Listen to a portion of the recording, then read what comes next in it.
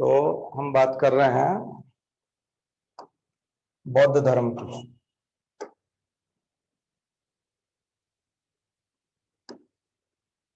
कुछ सिद्धांतों पे भी बात करेंगे, थोड़ी स्टोरी भी हम लोग सुनने की कोशिश करेंगे कि आप इसकी कुछ स्टोरी भी जाने। ठीक है, तो हम बात करते हैं सिद्धार्थ से।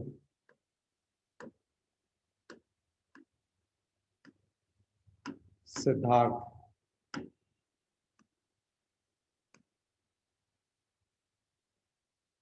ठीक है, और बहुत सारी चीजें जानने की कोशिश करेंगे भगवान बुद्ध के बारे में और बौद्ध धर्म के बारे में। मैंने आपको बताया था मेरे दृष्टिकोण से, यदि आप मेरा दृष्टिकोण जानना चाहते हैं तो ये एक वैचारिक क्रांति थी उस समय की कुरीतियों के ऊपर। उस समय जो कुरीतियां थी उनके खिलाफ एक वैचारिक क्रांति थी। कुरीतियां किस प्रकार की? कुरीतियां पाखंड के रूप में, वैदिक धर्म में जो कुरीतियां आ गई, पाखंड के रूप में जो आ गई, उसके खिलाफ एक वैचारिक क्रांति थी। और ये काफी भटकाव के बाद ये क्रांति आई थी। बालक सिद्धार्थ का जब जन्म हुआ तो उनके पिता थे शुद्धोधन। एक नाम तो इसमें आया है गौतमी, जिससे इनका नाम पड़ा है गौतम। गौतमी के पुत्र होने के कारण ही इनका नाम। लेकिन इसको क्या बताया गया था, अभी आपको बताया था कि क्योंकि इनकी माता का जल्दी देहांत हो गया था तो ये मौसी थी और इन्होंने लालन पालन किया, तो इनकी मौसी थी गौतमी, महामाया। तो शुद्धोधन और महामाया के ये पुत्र थे सिद्धार्थ। ठीक है, बिल्कुल।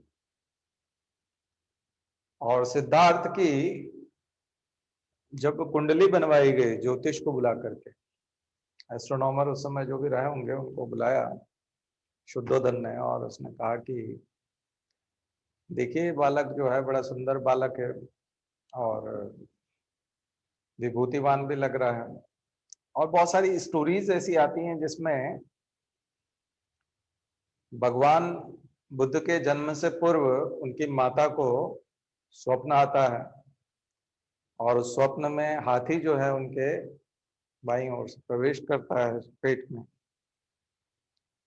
तो एक इसलिए बार बार जन्म के प्रतीक के रूप में हाथी जो है वो दिखाया जाता है। स्तूप वगैरह में भी आप देखेंगे कि हाथी दिखाया जाता है।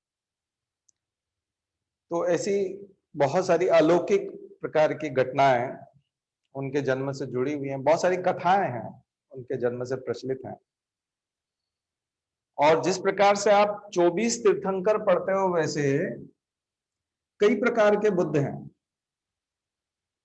कई प्रकार के बुद्ध प्रकट हुए हैं। ये अंतिम बुद्ध नहीं थे।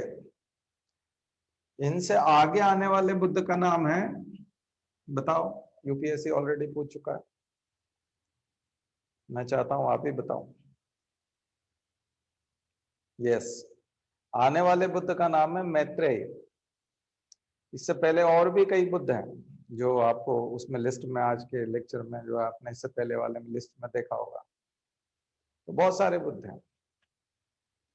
तो सिद्धार्थ के पिता ने जब ज्योतिषी की बात सुनी तो उन्होंने कहा कि ज्योतिषी ने कि ये बहुत जो बालक है ये बड़ा सात्विक प्रकृति का है और ज्ञान में इसका ज्यादा विश्वास होगा और ये सत्य की खोज में लगेगा। और ज्ञान में एक तरह से जो लक्षण बताए जा रहे थे वो उस तरह से थे कि ये ज्ञान की खोज में जाएगा, सत्य की खोज में जाएगा, शांति की खोज में जाएगा। और ये एक प्रकार से ज्ञान देगा और ज्ञान लेगा, यानी कि शिक्षक की भूमिका होगी एक तरह से। तो ये तो पिता को चिंता होगी कि फिर मेरा राजपाट कौन संभालेगा। तो जगह आप बता सकते हो जहां इनका जन्म हुआ था जरा? अब तो सब चीजें क्लियर हो चुकी है क्लास में। यस, एक और कैरेक्टर आता है यहाँ पर जिसका नाम है देवव्रत। इसने उलाहना दिया था एक तरह से कि तुम यही, क्योंकि जब ज्योतिषी ने ये बात कही तो पिता को चिंता होगी, तो उन्होंने इनके, देखा जाए तो भोग विलास की चीजों में इनको लिप्त रखा सिद्धार्थ को, और कोशिश ये की कि ये भोग विलास में चिपके रहें और इनका ध्यान ज्ञान की तरफ या संसार की उन चीजों की तरफ जहां इनको विरक्ति आए संसार से, इस प्रकार का कोई भी ध्यान न भटके, इसके लिए भोग विलास की व्यवस्था की गई। लेकिन देवव्रत ने जब उनको चेताया कि देखो ऐसा है, तुम यहीं रहते हो, तुमको कुछ पता नहीं है, ये सब तो खत्म हो जाना है। और चचेरा भाई कजिन था वो, लेकिन जेलस था। और आपको कथा भी पता है, हंस वाली कथा आपने बचपन में पढ़ी होगी, भगवान बुद्ध की छोटी क्लासेस में कथाएं हैं इनकी। हंस वाली कथा आती है जिसमें वो करुणा जो है वो बुद्ध में पहले से बताई गई। तो हम बौद्ध धर्म से क्या प्राप्त करते हैं? सबसे बड़ी चीज प्राप्त करते हैं करुणा। बौद्ध धर्म से जो प्राप्त किया जाता है वो है करुणा, कॉम्पेशन, दया, कॉम्पेशन। बौद्ध धर्म का सबसे बड़ा, हालांकि ये ईसाई धर्म से भी जुड़ा हुआ है, लेकिन बौद्ध धर्म के साथ जब हम बात करते हैं तो करुणा की बात करते हैं। अच्छा, ये इसकी बाहर जा रहा है बाउंड्री के।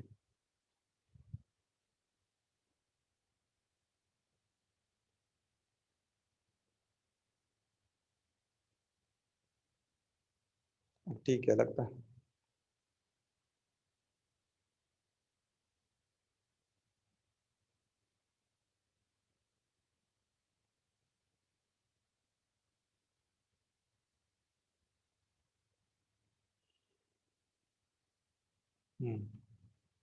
ठीक है, तो ये कुछ ऐसी बातें हैं जो इनके संबंध में थी, जो शुरुआती दिनों में था।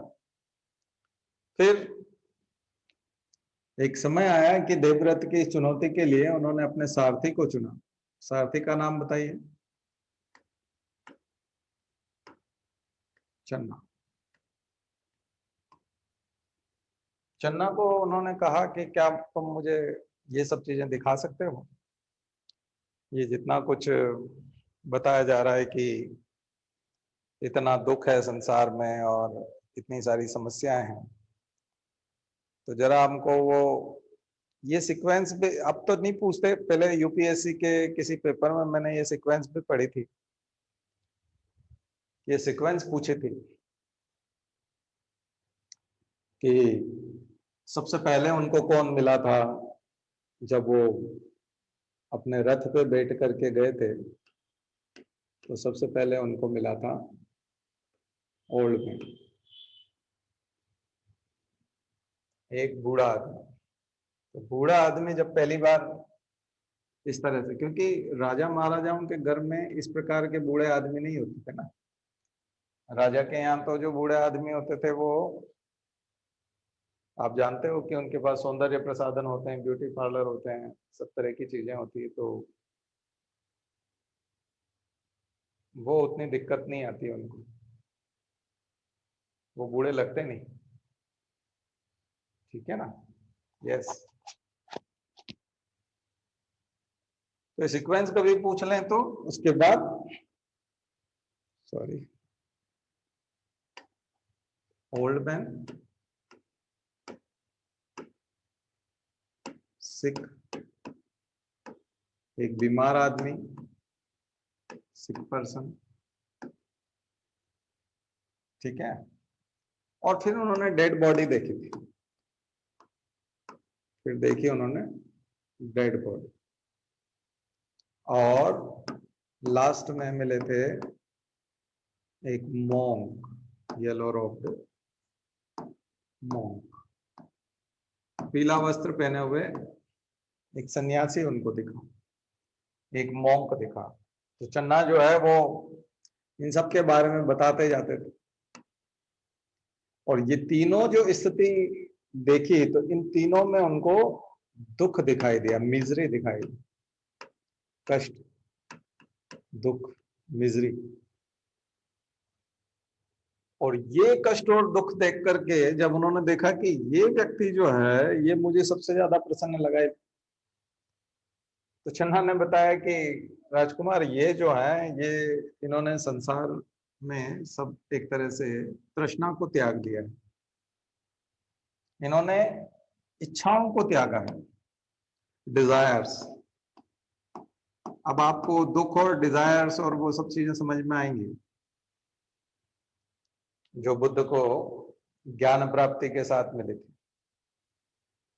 ठीक है, तो ये सीक्वेंस याद रखिएगा, old man, sick person, dead body and yellow रोब मॉन्क।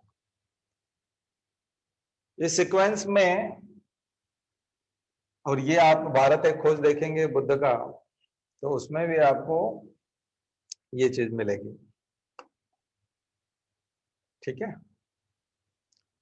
तो अब क्या हुआ, ये सब देखने के बाद बुद्ध ने घर छोड़ने का निर्णय किया। उनके पुत्र का नाम था राहुल और पत्नी का नाम था यशोधरा। यशोधरा ग्रंथ भी लिखा गया है, किसके द्वारा लिखा गया कोई बता सकता है? यशोधरा ग्रंथ किसने लिखा है?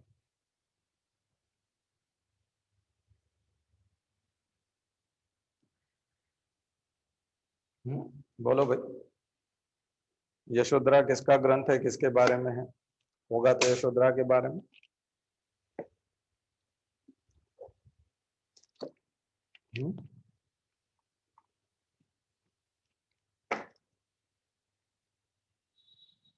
यशोधरा नहीं पता?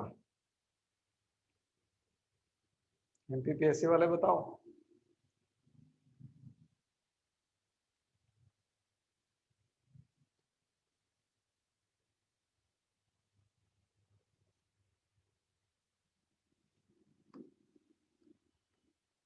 तो ये था एक तरह से उनका मैथिली शरण गुप्त। एमपीपीएससी में भी तो पूछा जाता है भाई।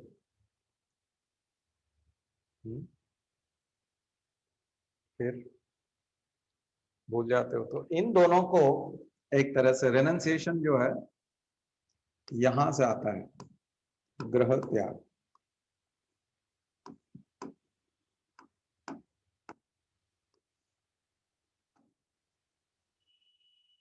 ग्रह त्याग, रेनंसिएशन, इसको क्या शब्द से यूज किया गया? महाभिनिष्क्रमण। आप हमारा पुराना लेक्चर देखेंगे तो उसमें हमने बताया था कि आपका या हमारा घर छोड़ना महाभिनिष्क्रमण नहीं होता। हम लोगों का घर छोड़ना महाभिनिष्क्रमण नहीं है, क्योंकि ये तो उसको तो आवारा भी बोल सकते हैं, नकारा भी बोल सकते हैं। हम आप में से कोई घर छोड़ दें और बहुत बड़ा काम कर दें, तुलसीदास का घर छोड़ना और बुद्ध का घर छोड़ना और हमारा घर छोड़ना बिल्कुल अलग है। हमारा रिनंसिएशन जो है वो ग्रह त्याग उतना इंपॉर्टेंट नहीं होता। क्यों नहीं होता? क्योंकि हम कोई महान काम नहीं करते उसके बाद, तो महाभिनिष्क्रमण। थोड़ी सी दिक्कत इस इधर भी है, फिर अभी भी स्क्रीन के बाहर जा रहा है। चलिए कोई बात नहीं, मैं यहां लिख देता हूं। क्यों लिख देता हूं? क्योंकि ये शब्द बड़ा इंपॉर्टेंट है, महाभिनिष्क्रमण। ये बड़ी घटना। जब भी कभी बौद्ध धर्म में आप देखोगे तो द ग्रेट गोइंग फॉर्थ,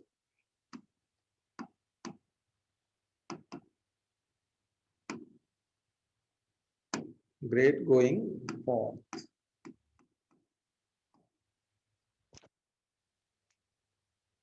ये अलग प्रकार की घटना है, यह ग्रह त्याग सामान्य प्रकार का नहीं है। यहाँ हर जगह पर ग्रेट लग जाता है। ठीक है, ग्रेट क्यों लग जाता है? क्योंकि इसके बाद यस, ठीक है, तो इसलिए इसको महाविनिष्क्रमण कहा जाता है। घर से निकलना, पत्नी और बच्चों को लेकर, पत्नी और बच्चों को छोड़कर ज्ञान प्राप्ति के लिए। तब उनको एक टीचर मिले। दरअसल इसको बोलेंगे, एक और शब्द मिलेगा यहाँ पर, जो पिछली बार भी पूछा था, 2015 में भी पूछा था, शायद 16 में भी पूछा था। हम लोग गायत्री परिवार में तो इस शब्द को यूज करते हैं। ऐसे व्यक्ति को जो नेक काम के लिए, धर्म प्रचार के लिए, ज्ञान की खोज के लिए घर छोड़ता है, उसको बोलते हैं परिव्राजक, परिव्रज्जा। वैसे ये शब्द परिव्रज्जा नहीं होता, प्रव्रज्जा होता है। प्रव्रज्जा, प्रव्रज्जा या परिव्रज्जा से परिव्राजक बना, प्रव्रज्जा पे निकला है, परिव्रज्जा पे निकला है। ऐसा व्यक्ति वॉन्डरिंग,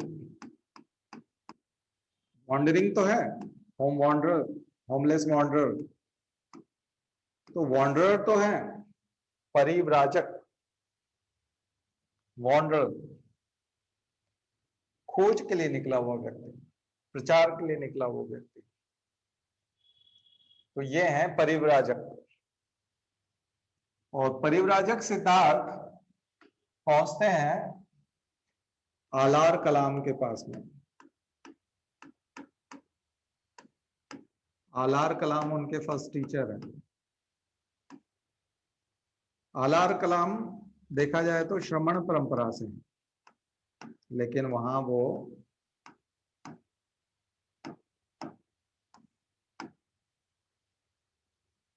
उपनिषदों की शिक्षा भी लेते हैं। आपने पढ़ा है ना अभी अभी, उपनिषद भी सीखे हैं और बहुत कुछ सीखे हैं। एक दिन आलार कलाम ने सिद्धार्थ से कहा कि भाई आपका जो समय है वो यहाँ पूरा हो गया, मतलब मैं जो आप लोगों को कुछ दे सकता था, समझा सकता था, वो मैंने आपको बता दिया, अब तुम यहाँ से जा सकते हो।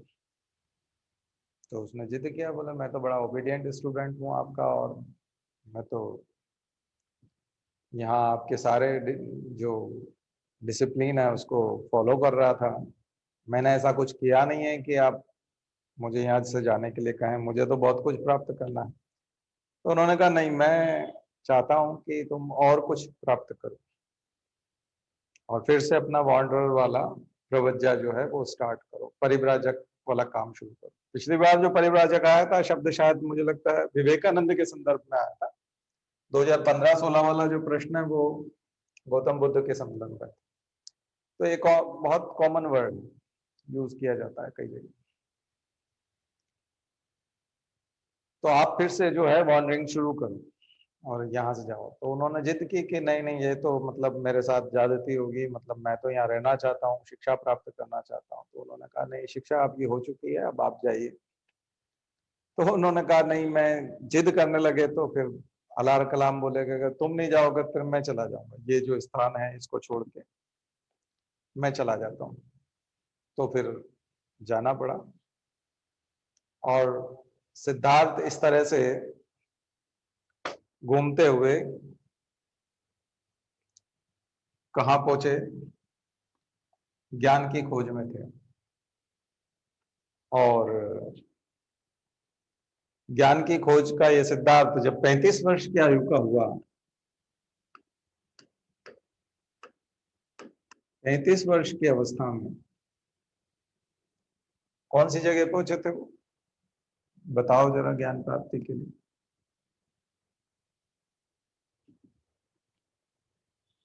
यस, उरुवेला पहुंचे, उरुवेला।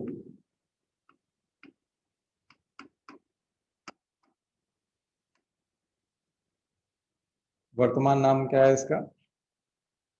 यस, बोध गया। मैं चाहता हूं ये सब चीजें आप अच्छे से याद रख लें, क्योंकि यहीं से बौद्ध धर्म की नींव पड़े। पीपल के पवित्र वृक्ष के नीचे बुद्ध को कितने दिन में ज्ञान प्राप्त हुआ?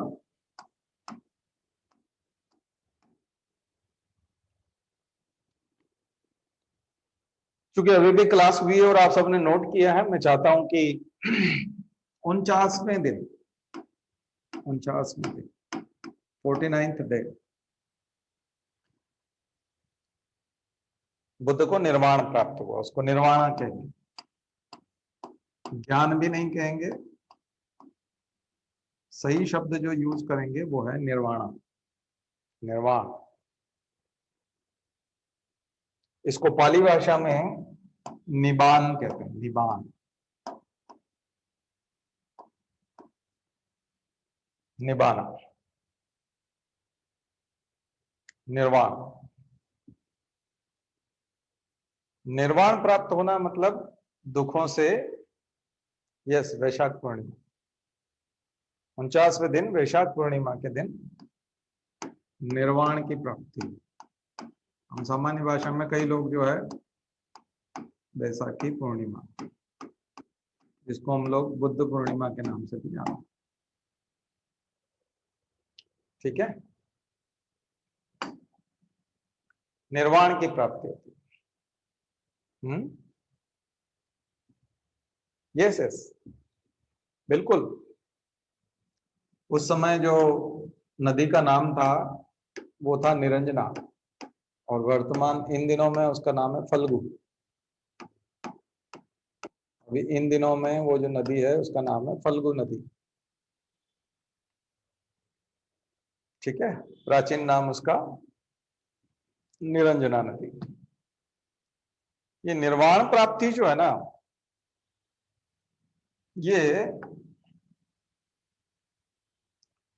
ये शब्द जो है इसको ध्यान रखिएगा। अभी हम जिस भाषा की बात कर रहे हैं थोड़ा उसके ऊपर बात करते हैं। पाली भाषा, पाली मध्य इंडो यूरोपियन लैंग्वेज है।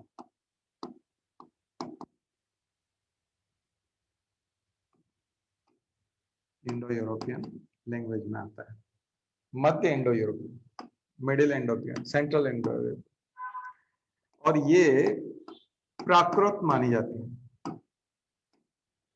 पाली उस समय में आम जन की भाषा थी, आम लोग इस भाषा में बातचीत करते थे, आम जन, पब्लिक, आम पब्लिक जो थी, जनरल पब्लिक जो है वो इस भाषा में बात करते। उस समय के पढ़े लिखे लोगों की भाषा कौन सी थी? संस्कृत।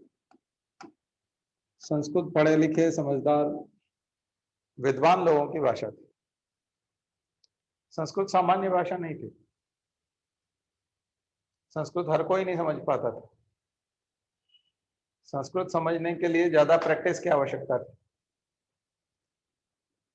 तो संस्कृत जो पढ़ते थे वो विद्वान लोग होते थे, ब्राह्मण लोग होते थे, और आम लोग जो है वो पाली भाषा। इसलिए आप कुछ धर्म शब्द देखोगे कि हिंदी में जब हम धर्म कहते हैं, संस्कृत में जब हम धर्म कहते हैं, तो पाली भाषा में उसको धम्म कहा जाता है, धम्म। वो रर्रे को सामान्यता नहीं बोलते हैं। जैसे मार्ग है तो उसको मग्गो कहते हैं, मग्गा, मग्गा या मग्गो। मार्ग को मग्गा कहते हैं। हम कहते हैं सूत्र, हिंदी और संस्कृत में हम बोलते हैं सूत्र, वो बोलते हैं सूत्र।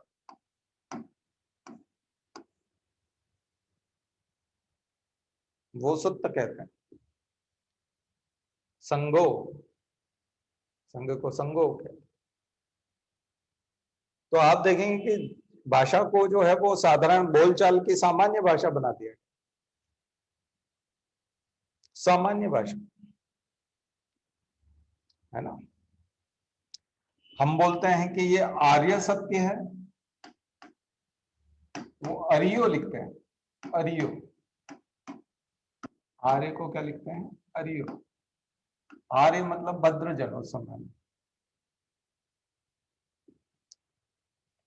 ठीक है, अरियो बोला जाता है। तो आपको बहुत सारे शब्द अभी इसमें पाली भाषा से मिलेंगे। तो क्या हमको पाली भाषा के शब्द नहीं, कभी पाली भाषा में कहीं कुछ लिखा हुआ आपको परीक्षा में दिया जाए तो वो तो इंग्लिश में भी बताएगा साथ में कुछ थोड़ा सा, लेकिन कई बार वो पाली भाषा में ही इंग्लिश को रोमन में ऐसे लिख देता है। तब आपको समझना पड़ेगा कि इनका मतलब जो है वो है, तो मग्गो या माग वो इसमें आता है। और सूत्र जो हम बोलते हैं कि ये भगवती सूत्र है, ये वो सूत्र है, तो सूत्र शुल्व सूत्र आपने सुना था। शुल्व सूत्र कहाँ सुना था आपने? बताया था आपको? बताओ बताओ कुछ, ये करते रहो भैया, कुछ न कुछ अपनी तरफ से पार्टिसिपेशन। आपको पहले दिखाया इसीलिए ताकि आप जो है एक्टिव रहें। यस, यजुर्वेद में बताया था ना आपको शुल्व सूत्र। तो सूत्र शब्द तो पुराना है।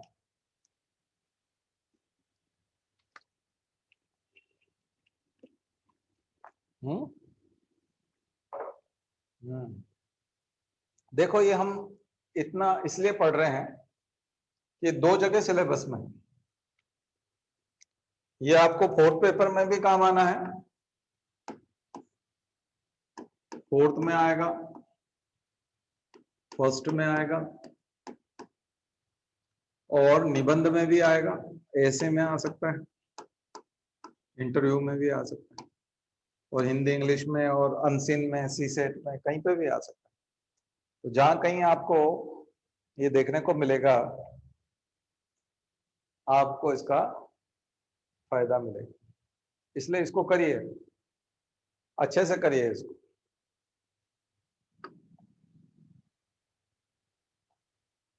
ठीक है,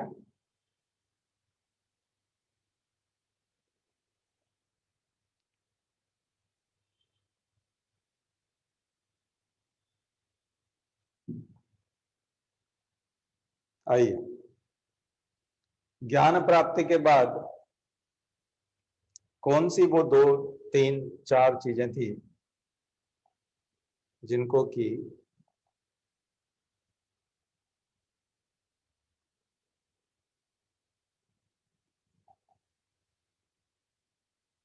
भगवान बुद्ध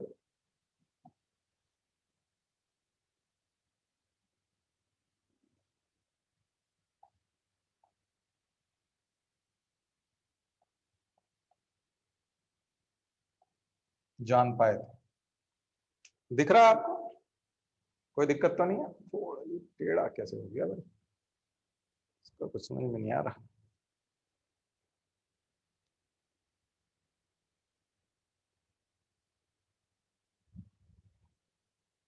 मुझे तो सीधा दिखाई दे रहा, लेकिन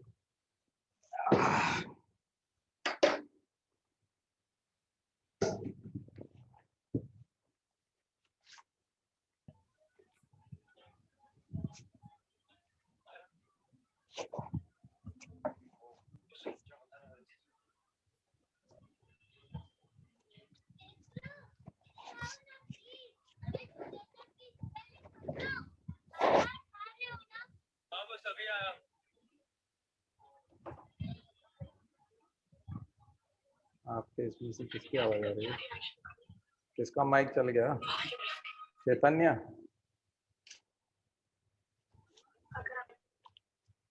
फिर चल गया?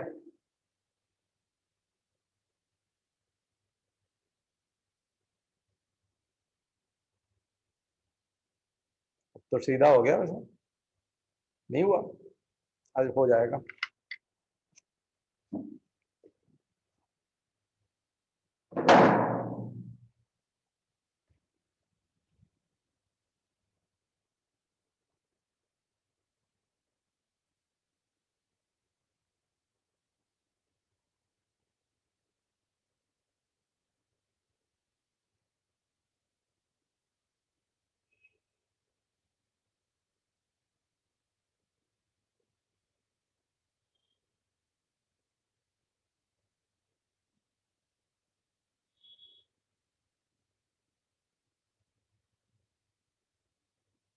अब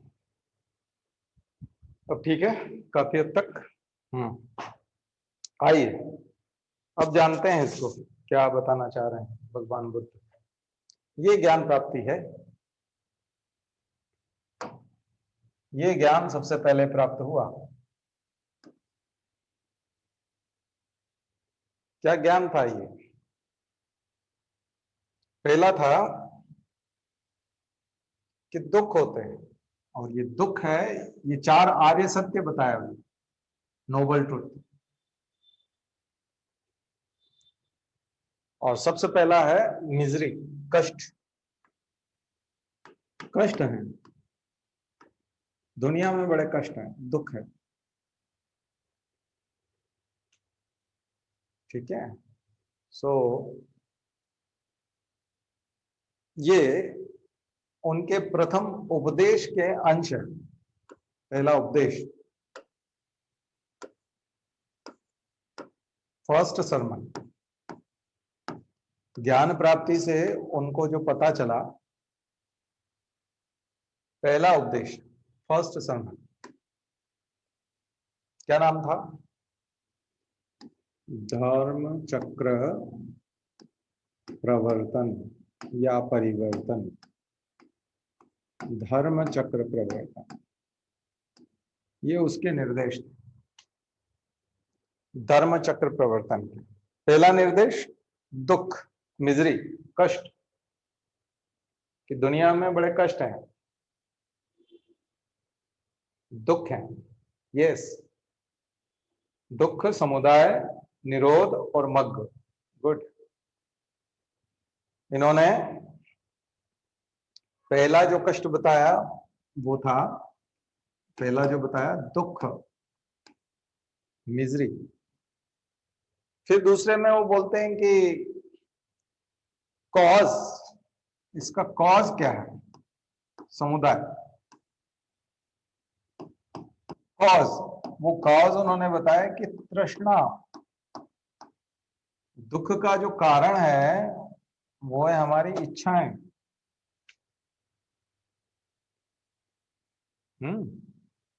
क्योंकि हमारे जो सेंसुअल प्लेजर के लिए और इसके लिए जो भी हमारी इच्छाएं हैं, लस्ट है, वो दिक्कत है, उसी की वजह से दुख है। ये कारण, डिजायर्स, हमारी डिजायर्स।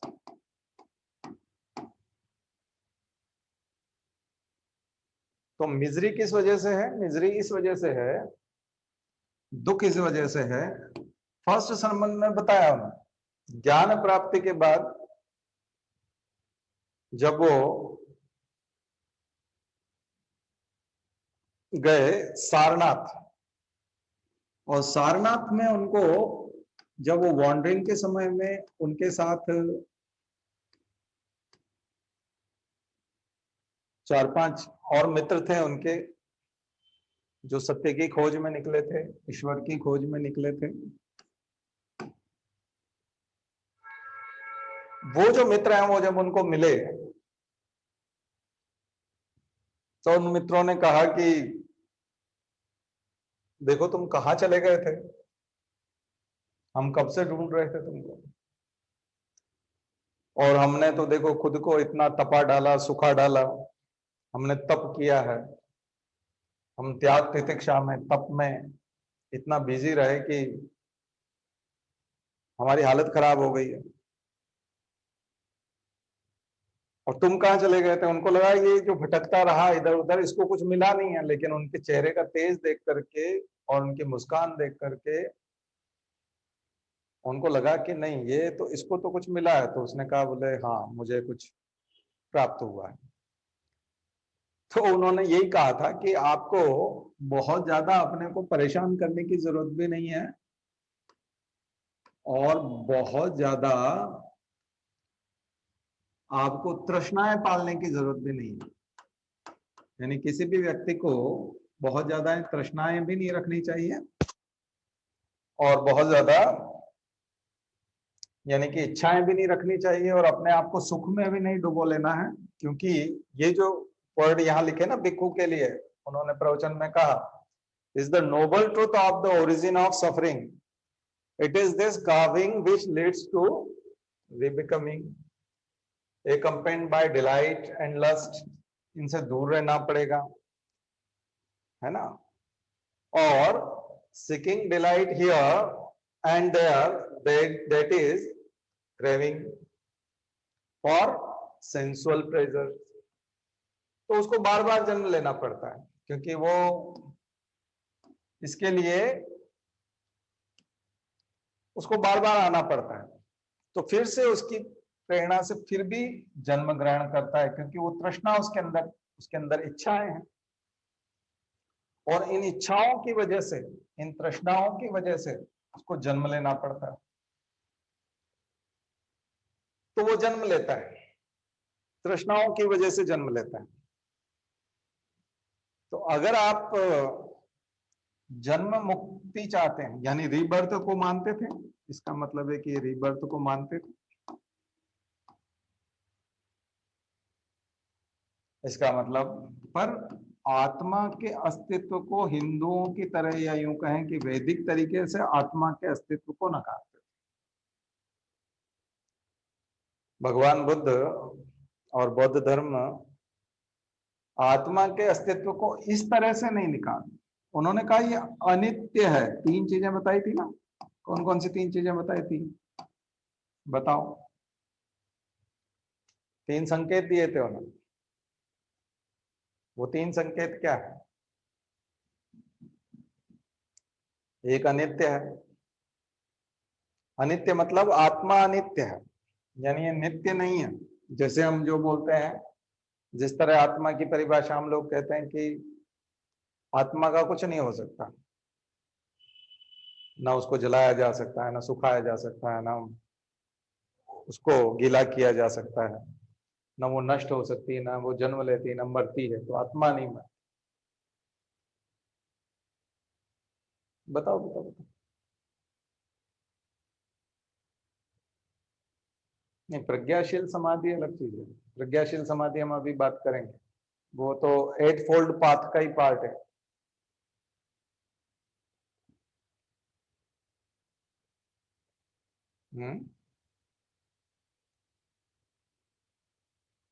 क्लास वाले में भी तो आया था,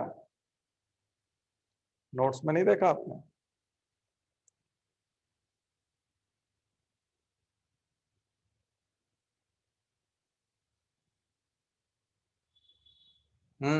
दुख, अनित्य और भाव शून्यता के बजाय एक और शब्द है।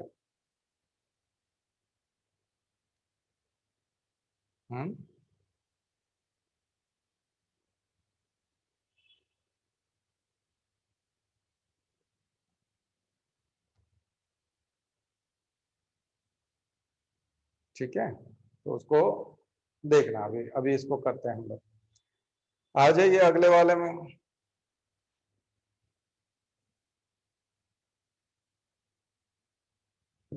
अगला पॉइंट देखते हैं। तीसरा था ये वाला। अब ये है कि वो बोलते हैं कि जो आपकी डिजायर से जो दुख का कारण है, इनसे पार पाया जा सकता है, इनसे मुक्ति हो सकती है। इसको उन्होंने निरोध शब्द दिया कि हाँ, इसका निरोध किया जा सकता है। तो अगला नोबल ट्रुथ जो तीसरे नंबर का है, वो है आर्य सत्य निरोध। इन तृष्णाओं के न रहने से न तो संसार की वस्तुओं के कारण कोई दुख होगा, और न मरणोपरांत उसका पुनर्जन्म होता है, यानी उसका पुनर्जन्म भी नहीं होगा। एक तरह से आप निर्वाण को प्राप्त होगे। वैसे ये शब्द जो है अलग अलग धर्मों में अलग अलग तरीके से, इसी को हम साल्वेशन कहते हैं। हिंदू धर्म की जब बात करते हैं तो हम इसको बोलते हैं मोक्ष। मोक्ष मिल जाता है, वो जन्म और मृत्यु के परे चला जाता है, उसको मोक्ष मिल जाता है, निर्वाण की प्राप्ति हो जाती है। तो या तो जीते जी मोक्ष मिल गया, एक तरह से भगवान बुद्ध को जीते जी मोक्ष मिल गया, क्योंकि उन्होंने निर्वाण प्राप्त कर लिया था बोध गया में, पीपल वृक्ष के नीचे 49वें दिन क्या प्राप्त किया था।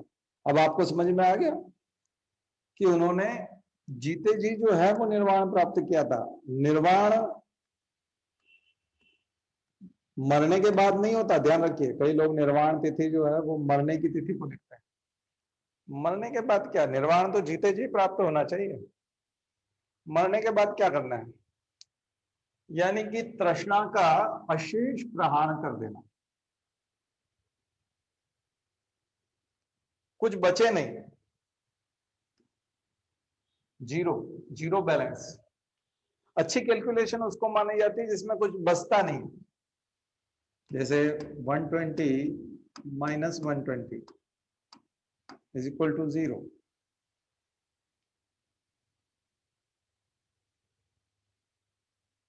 तो आपके पास कम से कम चीजें होनी चाहिए।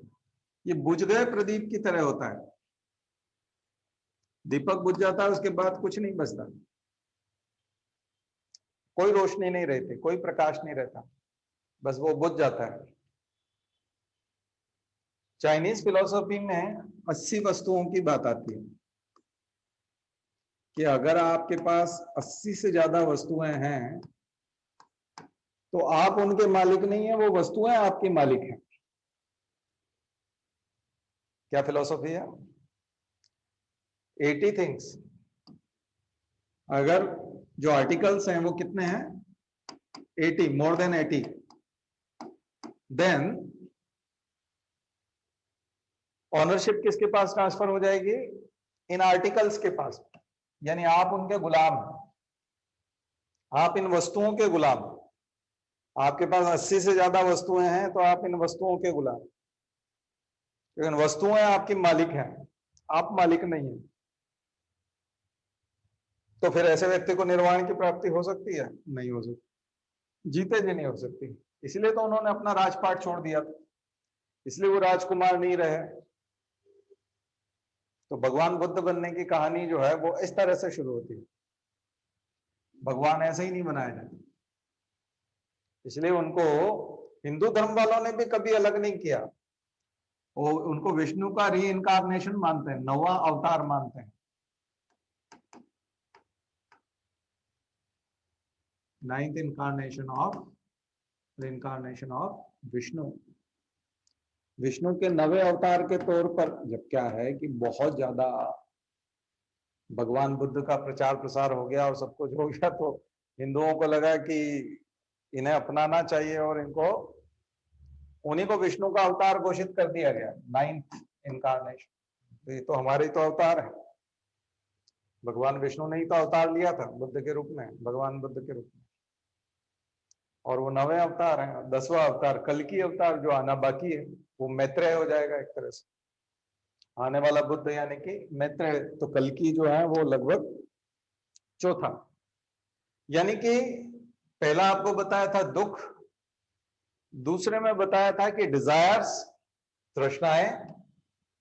ये तृष्णाएं जो हैं ये क्या है, ये प्रतीत समुत्पाद, कर्म कारण सिद्धांत। गुड। अभी आपको प्रतीत समुत्पाद भी उधर बताया होगा ना क्लास में, अभी थोड़ी देर पहले आप सुन रहे होंगे प्रतीत समुत्पाद को। तो ये है। तो चौथे नंबर पे आता है कि हाँ दुख की प्राप्ति होगी, तो ये हो सकती है। पहला दुख हुआ, दूसरे हुए डिजायर्स, और डिजायर्स से निरोध हो सकता है। तो कैसे होगा वो चौथे नंबर पे बताया कि आपको मग्गो, मग्गो या मग्गा यानी कि मार्ग, अष्टांगिक मार्ग पर चलना पड़ेगा।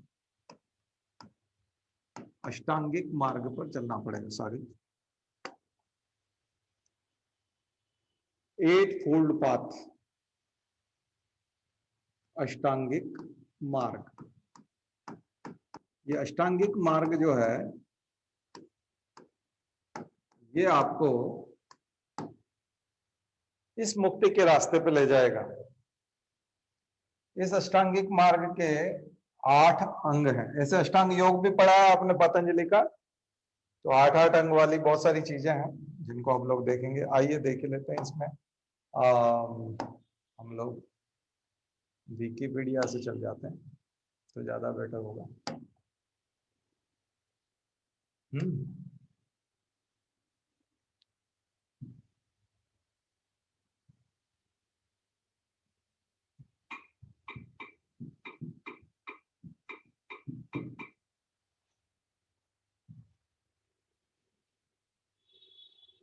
8 fold path, noble 8 fold path. हर जगह पर जो है नोबल लग जाता है, थोड़ी सी दिक्कत है, वाइटनेस ज्यादा है। अब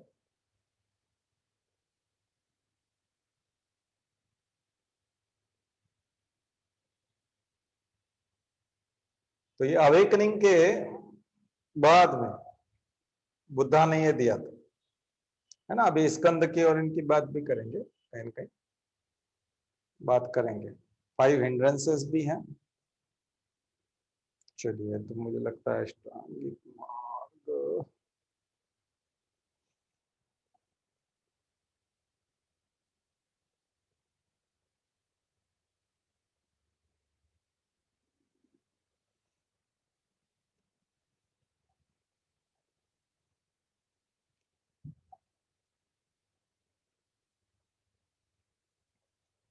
ये ले लीजिए।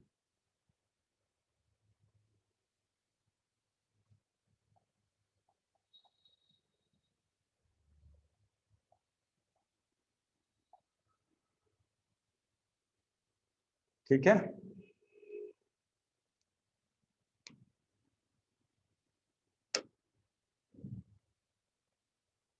यहाँ आ जाए। तो जो आप 3 तरह की चीजें बात कर रहे थे, कौन कौन सी बताई थी अभी? प्रज्ञा बताया था ना अभी, प्रज्ञा। तो ये है 2 प्रज्ञा,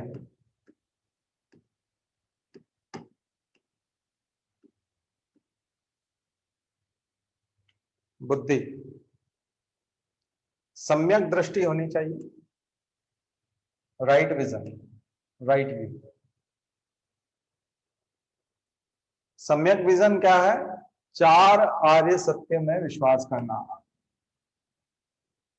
अभी जो बताए थे, दुख, दुख का कारण, कष्ट और कष्टों के कारण और निवारण, यानी कि उनका निरोध, और फिर इस अष्टांग मार्ग में चलना। तो believe in the importance of the 4 noble truths, ये है सम्यक दृष्टि। याद रखिएगा, 4th पेपर में पूछा जाता है, ज्यों का त्यों लिखना पड़ता है।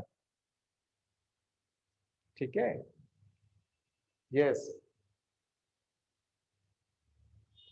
तो ये स्कंदार जो है,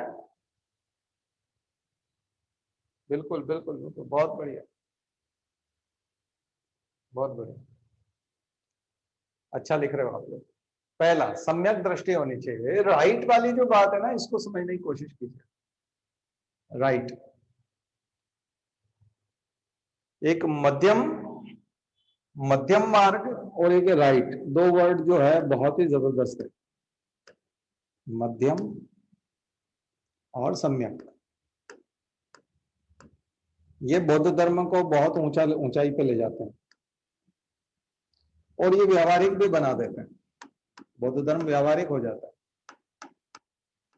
जैन धर्म में यहाँ भिन्नता है, यहाँ एक्सट्रीमिज्म आ जाता है। वो मध्यम मार्ग की बात नहीं करते, वो एक्सट्रीमिज्म में चले जाते, यहाँ अलग हो जाता है।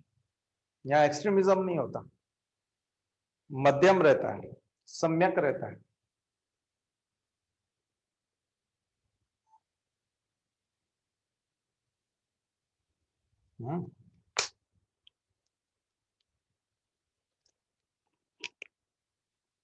फिर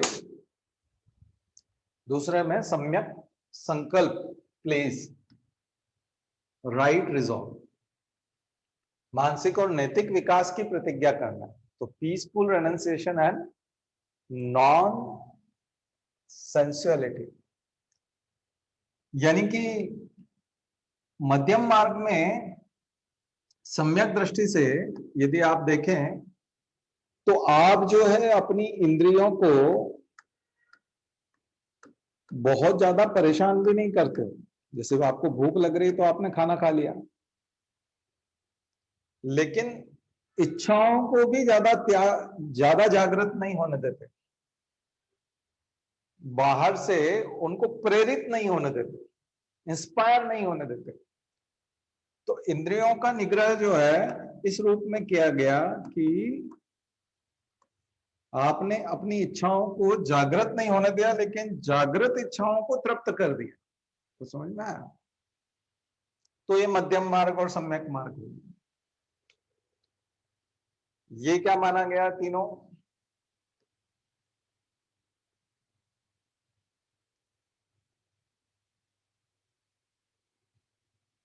अभी आपने बताया था शील, प्रज्ञा, शील। ये शील है। सम्यक वाक, हानिकारक बातें और झूठ ना बोलना, चुगली ना करना, निंदा ना करना, किसी को कष्ट पहुंचे ऐसी बात नहीं करना। इसका मतलब आपकी स्पीच जो है वो राइट स्पीच होनी चाहिए, सम्यक होनी चाहिए, परफेक्ट होनी चाहिए। सम्यक कर्म करना है आपको, हानिकारक काम नहीं करना, और राइट कंडक्ट होना चाहिए, नो किलिंग और इंजोरिंग। तो एक तरह से ये वेजिटेरियनिज्म की तरफ ले जा रहे हैं बुद्ध जो। बौद्ध धर्म में वेजिटेरियनिज्म को इतना स्ट्रिक्टली नहीं माना गया है।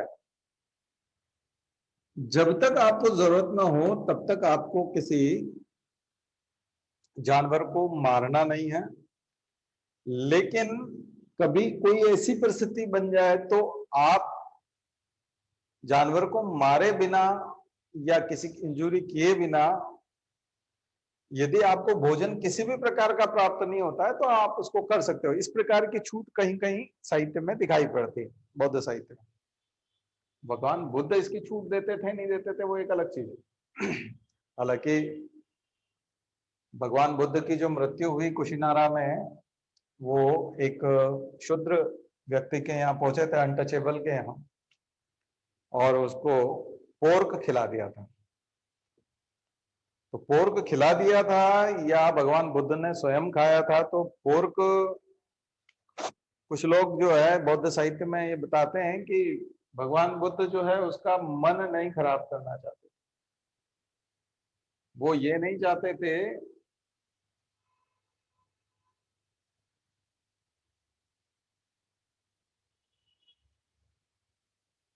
हाँ, कल्याण मित्र भी कहा गया, सही है। तो भगवान बुद्ध जो है वो ये नहीं चाहते थे कि वो जो अनटचेबल है, वो अस्पृश्य व्यक्ति यह महसूस करे कि मैं चूंकि अस्पृश्य हूं, मैं उच्च कुल का नहीं हूं, इस वजह से ये मेरे यहाँ भोजन नहीं कर रहे हैं। इस वजह से उन्होंने वो भोजन ग्रहण किया, लेकिन दूसरे दिन फिर डिसेंट्री और तमाम समस्याओं की वजह से उनकी डेथ हो जाती है ना। तो सम्यक जीविका, आपकी जो आजीविका, लाइवलीहुड जो आपका है वो भी परफेक्ट होना चाहिए, राइट होना चाहिए। कोई भी स्पष्ट या अस्पष्ट हानिकारक व्यापार आपको नहीं करना। रेमडेसिविर बेचने का काम नहीं करना, एम्फोटेरेसिन बी के इंजेक्शन नहीं बेचना है इस तरह से, है ना। 50 रुपए का इंजेक्शन 3000 रुपए में, 30,000 रुपए में बेचा है ना लोगों ने। तो हानिकारक व्यापार नहीं करना, इस प्रकार का कोई व्यापार नहीं करना, स्मगलिंग नहीं करना, ड्रग्स का व्यापार नहीं करना, जो नुकसान पहुंचाए किसी को, इस प्रकार का व्यापार नहीं करना। तो इसका मतलब है कि जो बौद्ध धर्म को धारण करेगा इसकी कोशिश रहनी चाहिए कि वो उसकी जीविका यानी उसका लाइवलीहुड जो है वो अच्छा रहे। आप तो सिविल सर्विसेज में जा रहे हैं, अच्छे व्यापार में जा रहे हैं, लेकिन वहां करप्शन नहीं करना है, ठीक है ना। तो करप्शन नहीं करना। आपने देखा अच्छे कलेक्टर को किस तरह से दिक्कत आती है, उनको किस तरह से परेशान करते हैं। तो कल हम लोगों ने अपने मैसेज अभियान से और कमेंट और उससे मदद की थी कि नहीं? तो सक्सेस रहा वो अभियान अपना। तो अगर आप बुद्ध के इन अष्टांगिक मार्ग पे चलोगे तो हम भी मदद के लिए आ जाएंगे, आपके लिए कभी भी आ जाएंगे, है ना। हम भी कभी भी आपकी मदद कर सकते हैं। पर उसके लिए आपको कोशिश करिएगा कि सम्यक रहे, राइट एफर्ट होने चाहिए, सम्यक प्रयास हो। किसके लिए? सम्यक प्रयास हो आपके, अपने आप को सुधारने की कोशिश करना। Guard against corrupting influences. तो जो करप्टिंग इन्फ्लुएंसेस आएंगे, जो आपको करप्ट बना सकती है, उनसे गार्ड करना है खुद। तो ये राइट एफर्ट हो जाएगा, सम्यक प्रयास हो जाएगा। और सम्यक स्मृति, राइट माइंडफुलनेस, स्पष्ट ज्ञान से देखने की मानसिक योग्यता पाने की कोशिश करना। स्पष्ट ज्ञान से देखना, सम्यक स्मृति, राइट माइंडफुलनेस, मेमोरी, यहां पर कह सकते हैं माइंडफुलनेस, मेमोरी। और सम्यक समाधि, कंसंट्रेशन, मेडिटेशन। तो ये ज्ञानशील और समाधि, तीसरा नंबर का, ये पहला बताया था आपको प्रज्ञा, तीसरा चौथा पांचवा बताया था शील, शील मोरल वर्च्यू। शील को इंग्लिश में लिख सकते हैं आप लोग moral virtue. And third meditation, समाधि। इन तीन को समाधि कहा गया। तो निर्वाण पाना और स्वयं का गायब होना, स्वयं का गायब होने का मतलब सेल्फलेस हो जाना, है ना, यानी कि यूनिफिकेशन ऑफ माइंड, अपनी स्व को गायब कर देना, अपने अहंकार को गला देना, अपने अहंकार को गला देना, ये राइट कंसंट्रेशन है, समाधि। स्वयं को गायब कर देने का मतलब ये, यही चीज आपको वेदांत के माध्यम से स्वामी विवेकानंद में देखने को मिलती है, यूनिफिकेशन ऑफ माइंड, समाधि। वो समाधि में रहते थे ना, रामकृष्ण परमहंस इसी अवस्था में रहते थे। देखा जाए तो रामकृष्ण परमहंस ने जीते जी निर्वाण प्राप्त कर लिया था। ठाकुर जो थे, इनको ठाकुर कहा जाता था। ठाकुर की स्थिति यही स्थिति थी, परमहंस की स्थिति। ये जो परमहंस शब्द है, ये निर्वाण के काफी नजदीक है। भगवान बुद्ध का निर्वाण और ठाकुर का परमहंस होना, ये दोनों काफी नजदीक है।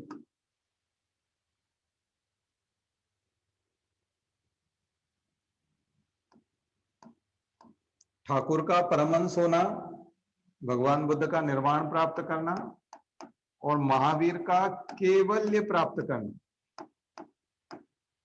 केवल्य, ये केवल्य भी वही वर्ड है जिसको बोलेंगे केवल ज्ञान। ज्ञान रह जाता है, बाकी सब चीजें खत्म हो जाती है। क्या रह जाता है? केवल ज्ञान। केवल ज्ञान हो गया तो फिर वो केवल्य हो गया। तो ये केवल्य हो जाता है, भगवान बुद्ध के इसमें जाकर के निर्वाण हो जाता है, और यही विवेकानंद की समाधि है, समाधि वाली अवस्था। विवेकानंद भी इसी अवस्था को प्राप्त कर गए थे। स्वामी विवेकानंद भी अपनी समाधि में इसी स्थिति को प्राप्त कर गए थे। खुद को unification of mind, self less कर दिया था, खुद को लेस कर दिया, खुद की कोई तरफ इच्छाएं नहीं थी।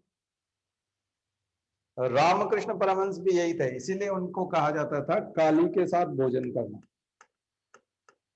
उनका तादात्म्य किससे हो गया था? काली से हो गया, मां काली से। मां काली में घुल मिल गए थे वो, यूनिफिकेशन विद काली। यूनिफिकेशन।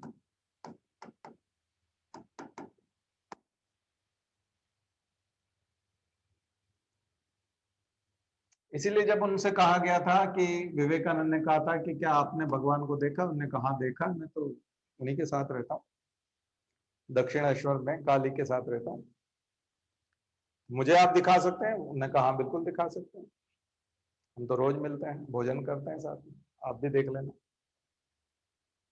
ये स्थिति, इन चीजों को समझने की कोशिश कीजिएगा। और ये भारतीय अध्यात्म की धाराएं हैं। और अगर आप सिख धर्म में जाएंगे तो वहां गुरु नानक की स्थिति भी यही दिखाई पड़ेगी। इसलिए गुरु नानक भी जो है, आप फोर्थ पेपर का सिलेबस देखोगे तो किन किन लोगों के नाम है, इन सब के नाम है कि नहीं है? गुरु नानक का नाम है, विवेकानंद का नाम है, बुद्ध का नाम है, महावीर का नाम है कि नहीं? सारे उन्हीं लोगों के नाम है सिलेबस में। देखा है सिलेबस? इन लोगों के नाम क्यों है? सारे इन्हीं लोगों के नाम क्यों है? और कबीर का नाम भी है, आपने देखा होगा। कबीर की जो निर्गुण भक्ति है वो यहीं ले जाती है। और मीरा भाई की जो सगुण भक्ति है, मेरे तो गिरधर गोपाल, दूसरों ना कोई, यूनिफिकेशन, यूनिफिकेशन ऑफ माइंड। तो मीराबाई की जो भक्ति है वो सगुण भक्ति जरूर है, लेकिन मीराबाई की भक्ति भी यूनिफिकेशन ऑफ माइंड है। मैंने आपको एक ही चैप्टर में सब कुछ बता दिया। अब अष्टांगिक मार्ग अब आप नहीं भूलोगे, सम्यक समाधि, निर्वाण प्राप्त थे ये सब लोग, चाहे मीराबाई हो और चाहे वो रैदास हो। रैदास जो है संत शिरोमणि कहलाते हैं, रविदास। तो रविदास संत शिरोमणि जो कहलाते हैं, वो उसका कारण क्या है? यूनिफिकेशन था उनका भी भगवान के साथ में, गंगा के साथ में, गंगा के साथ मिले हुए थे। उनकी कठौती में गंगा आती थी, तो कठौती में कैसे आ जाती है? मन साफ होता है तो आती है। तो ये सारी चीजें मन साफ होने से, तो मन साफ होने का मतलब क्या है? मन साफ होने का मतलब हानिकारक कर्म नहीं करना, हानिकारक बातें नहीं करना, मानसिक और नैतिक विकास की प्रतिज्ञा करते रहना, और कोई भी हानिकारक व्यापार नहीं करना, अपने आप को सुधारने की कोशिश करते हैं ना। हम सुधरेंगे, युग सुधरेगा, और हमारे परम पूज्य गुरुदेव की स्थिति भी यही प्राप्त हो जाएगी, यही हो जाएगा।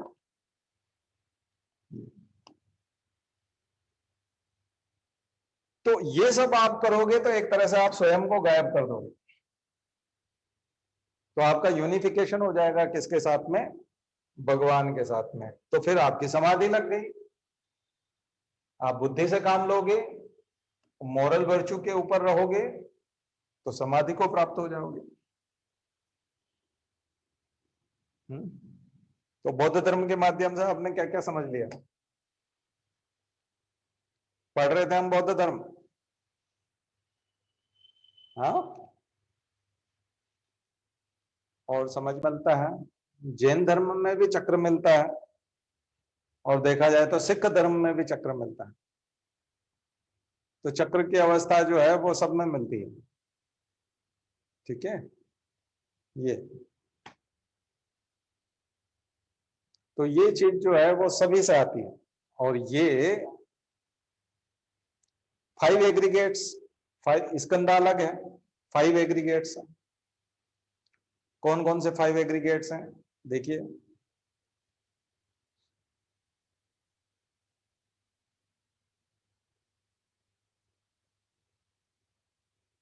5 material and mental forces that take part in the rise of craving and clinging, ठीक है। पाली भाषा में इनको खंड कहते हैं, ठीक। और जो एकदम परंपरागत जो धर्म है वो कहलाता है थेरवाद।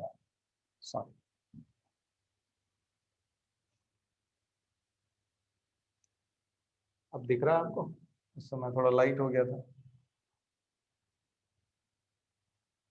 फिर बात,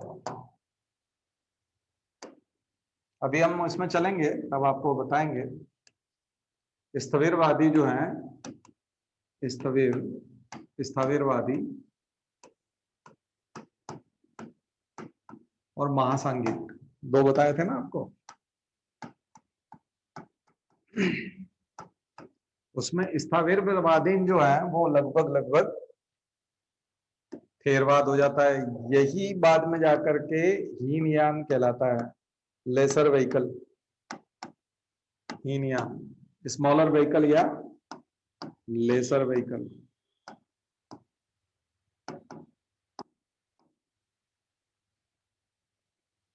original teachings of Buddha, Hinayana क्या है? Original teachings of Buddha, original teachings of Buddha.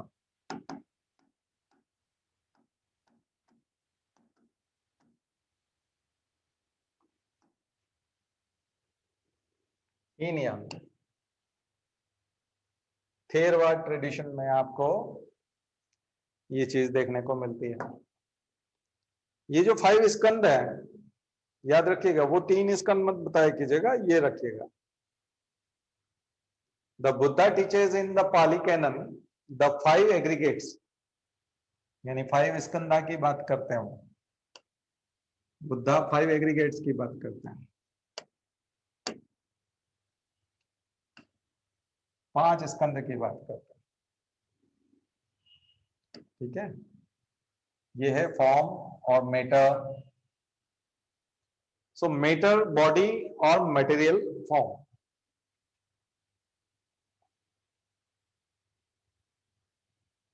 Matter body और मटेरियल फॉर्म।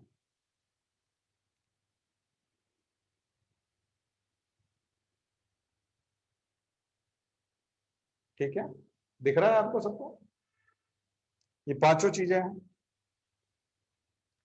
पांचों क्या क्या है, इनको लिख लीजिए, नोट कर लीजिए, अगर आपने वहां नहीं किया हो तो। मुझे लगता है उसमें आ ही गया होगा हमारे उसमें नोट्स में, अभी थोड़ी देर पहले जो आपको बताया था उसमें था ना ये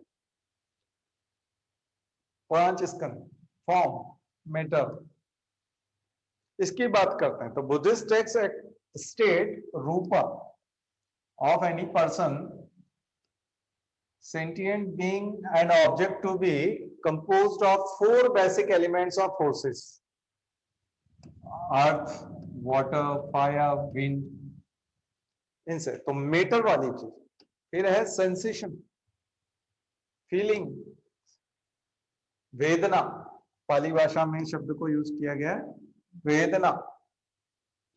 सो sensory experience of an object is either pleasant, unpleasant और न्यूट्रल। चाहे वो आपको सुख देने वाली अवस्था हो, दुख वाली हो, या फिर उदासीन अवस्था हो, लेकिन इनके sensation, matter and their form and sensation. Then perception, संज्ञा, पाली में उसको संज्ञा कहते हैं, संस्कृत में संज्ञा और पाली में संज्ञा। तो sensory and mental process that registers, recognizes and labels. So for instance, the shape of tree, color green, emotion of fear, ये सारी चीजें जो है ये परसेप्शन है, सेंसेशन के टाइप्स। एंड मेंटल फॉर्मेशंस, संस्कार, इसको संस्कृत भाषा में क्या कहा गया है? संस्कार, इसको संस्कार कहा है। And consciousness. So these are 5 aggregates. Consciousness यानी कि विज्ञान, विज्ञान, पाली भाषा में उसको विज्ञान कहते हैं, विज्ञान। सो डिस्क्रिमिनेशन और discriminate, awareness of an object and discrimination of its components and aspects and is of 6 types states, Peter Harvey जो बताते हैं। ये है स्कंध। ठीक है, 5 स्कंद है एग्रीगेट्स, और 5 हिंड्रेंसेस जो इससे पहले वाली बात कर रहे थे हम लोग। ये 5 एग्रीगेट्स हैं, यहां देख सकते हैं आप लोग। Form, consciousness, feeling, perception, formation. ठीक है, आइए वहीं चलते हैं जहां से हमने ये उठाया था। तो ये है 5 skandhas and these are 5 hindrances. 5 hindrances, पंच निवरणानि।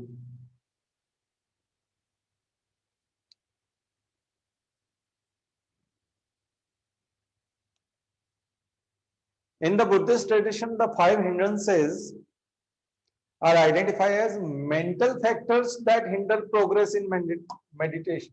जो आपको दिक्कत पैदा करती हैं, ये हिंड्रेंसेस वो हैं जिसकी वजह से आपका मेडिटेशन नहीं हो पाता, समाधि नहीं लग पाती। समाधि में ये रुकावट है, ये समाधि नहीं लगने देती। ये 5 वो चीजें हैं।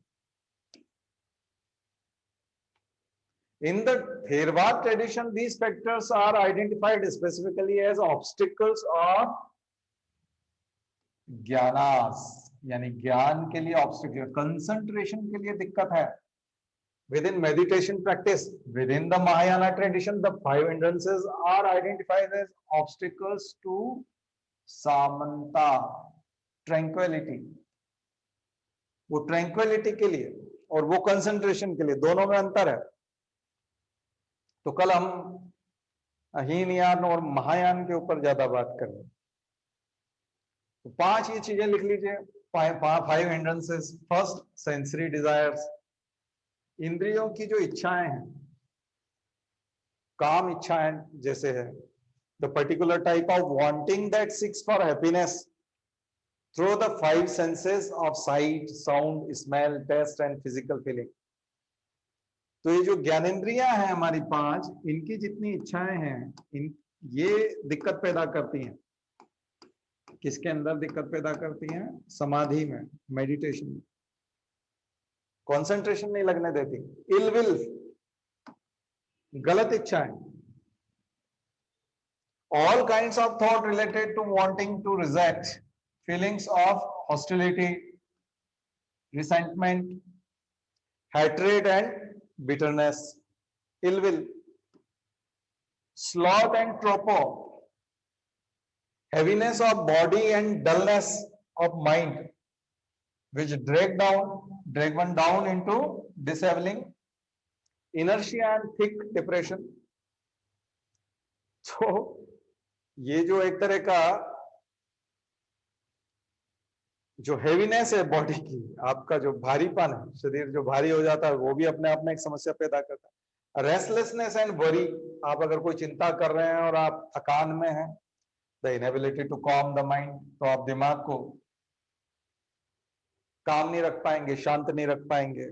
And doubt, lake of conviction और ट्रस्ट, तो आप किसी में विश्वास नहीं कर पा रहे हैं, किसी को कन्विक्ट नहीं कर पा रहे, तो आपके अंदर डाउट्स हैं। तो ये सब चीजें जो है, ये एक तरह की हिंड्रेंसेस है, प्रॉब्लम्स है, आपको पीछे ले जाते हैं। तो क्या क्या चीजें समझ में आ गई भाई? आज काफी कुछ समझ में आया। तो केवल हम बुद्धा की इस तरह की बात नहीं कर रहे थे। हमने सबसे पहले सेक्शन में आपने 1.5 घंटा जो है वो परिचय प्राप्त किया, बुद्ध की यात्राएं की। कल की क्लास में भी ये चलेगा। कल भी पहले 1.5 घंटे का आपका सेशन जो है वो इसी टाइप का रहेगा जैसा आज था, और उसके बाद फिर हम बौद्ध धर्म के आगे के हिस्से में आएंगे, हीनयान, महायान और वज्रयान, जो उसकी एक तांत्रिक शाखा थी। और इसके अलावा फिर प्रज्ञा पारमिता शायद मैंने आज बता दिया है, नहीं तो फिर कल वाले में आ जाएगा, शुरू के 1.5 घंटे में आ जाएगा, नहीं तो बाद वाले में आ जाएगा, है ना। तो हम लोग लगभग रोज जो है करीब 3 घंटा, अभी 2 दिन बौद्ध धर्म करेंगे, 3-3 घंटे के 2 सेशन हो जाएंगे मिलके, और जैन धर्म के करेंगे, इसके बाद फिर जैन धर्म के करेंगे। ठीक है, चलिए तो आज की बात यहीं समाप्त करते हैं।